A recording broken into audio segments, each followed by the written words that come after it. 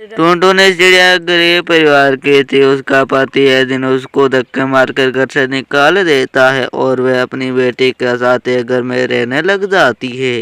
मैं सुबह से भूखी हूँ, आपने मुझको खाने में कुछ नहीं दिया। बेटा घर में एक दाना भी नहीं है, मैं तुमको खाना कहाँ से ला कर दूँ? तू रुक, मैं पड़ोस के घर जाकर देखती हूँ, कुछ मिल जाए तो। उन्हें अपने पड़ोसन के घर जाती है। दीदी मेरी बेटी कल सुबह से भूखी है, कुछ हो तो दे दो ना। अरे दुष्ट, तुमने तो तुम्हारे पति को भी खो दिया। सुबह सुबह दाना मांगने आई है। चल भाग यहाँ से, मेरे दरबार पर तुम्हारी परछाई भी नहीं पड़नी चाहिए।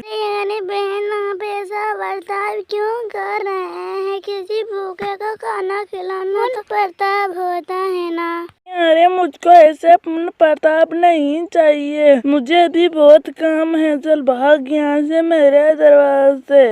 लाओ काम है तो वो भी दे दो, फिर आप मुझको दाना दे देना, मैं काम सब करते हूँ। चिड़िया तुम भागती क्यों नहीं हो? चलो भागो यहाँ से, मैं वरना पुलिस को बुला लूंगी। अरे बहन मैं जा रही हूँ, पुलिस को मत बुलाना। टोनी अपने दुखी मन से वापस अपने घर लौट आती है। बेटा इस जमाने में खाने को कोई नहीं देता है, कोई गरीबी की मदद नहीं करता है। चल मैं तुमको पास वाले जंगल में ले चलती हूँ, वहाँ पर मैं तुमको कुछ खिलाऊंगी बेटा। अगर आज तुम्हारे पिता होते तो हमारी ऐसी हालत नहीं होती। टोनी टोनटोनी को लेकर वहाँ से जा रही थी कि तभी जंगल में उसको साधु बाबा दिखाई देते हैं। वे वहाँ पर जाती है।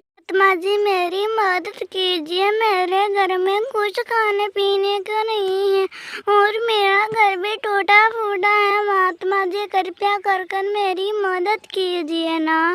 साधु बाबा अपनी आंखें खोलते हैं। अरे बेटा अब तुम्हें चिंता करने की कोई जरूरत नहीं है, मैंने तुम्हारी सारी दुख को समझ लिया है। ये लो जाओ, तुम्हें बेटी से अपना नया घर बना लेना, तुम्हारी सारी समस्या ठीक हो जाएगी। और ये लो फल, इसको खाकर इसका बीज तुम अपने आंगन में लगा देना, फिर उन फलों को तुम बेच कर बहुत ही खुशी खुशी अपना जीवन बिता सकती हो। ये बाबे का आशीर्वाद है। फिर टोनटोनी चिड़िया अपने घर आती है और उस दी हुई साधु बाबे की मिट्टी से वहीं पर ही घर बनाने लग जाती है।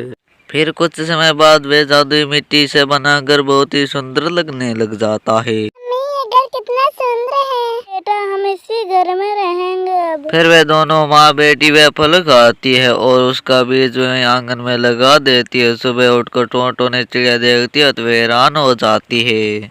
अरे मैंने जो कल पेड़ लगाया था वो पेड़ तो बहुत ही विशाल हो गया है। अब मैं इस फलों को जाकर बाजार में बेचूंगी। टोनटोनी चिड़िया उन फलों को तोड़कर बाजार में बेचने लग जाती है। अब टोनटोनी को पैसों की कोई कमी नहीं थी।